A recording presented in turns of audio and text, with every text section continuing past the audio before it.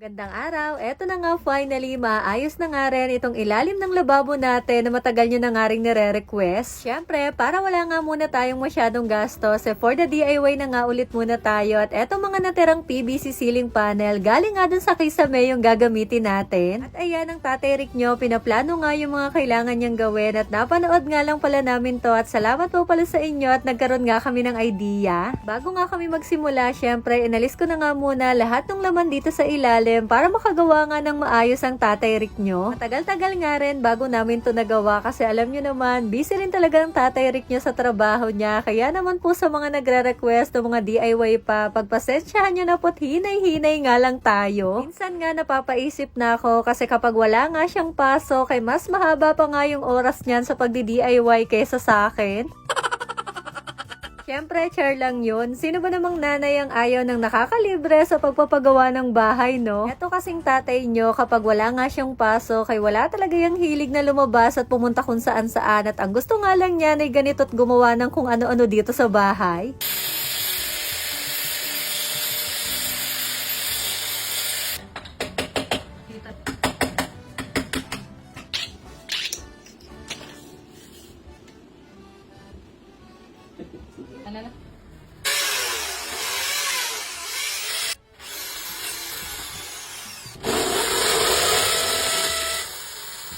Ayan, nagsimula na pala siyang gumawa dyan at gagamit lang pala kami dyan itong PVC molding for wiring at ilalagay niya yan dito sa taas at sa baba para mag-slide nga itong ating ilalagay na PVC ceiling panel. Naglagay nga lang pala siya dyan ng pandikit at para daw mas matibay at siguradong hindi malaglag ay naglagay na nga rin siya dyan ng ilang perasong screw. Hindi pa man nga yan natatapos sobrang na-excite na talaga ako kasi finally hindi na nga ako mahihirapan dun sa kurtina ko na sobrang haba at ang bilis nga madumihan. Mailagay nga niya itong PVC molding for wiring yan. Nagtry nga siyang maglagay nitong panel para makita niya kung okay na. Haba nga po pala yung nilagay ni tatay na PVC molding dyan kasi hindi nga po namin hahayaan na palaging nakasara itong sa may part ng gasol. Mag-okay na nga dito ay naglagay na nga ulit siya dito sa kabila at syempre nagbaon nga ulit siya ng ilang perasong screw para masigurado na matibay at hindi nga siya malalaglag. Mga lang siyang madali nung pinapanood namin pero nahirapan din talaga yung Tatay Rick nyo dito lalo na nga sa paglalagay ng mga PVC ceiling panel. Pero alam nyo naman, hindi naman yan basta sumusuko kaya naman kahit medyo ginabi na nga kami, tuloy pa rin nga yung gawa.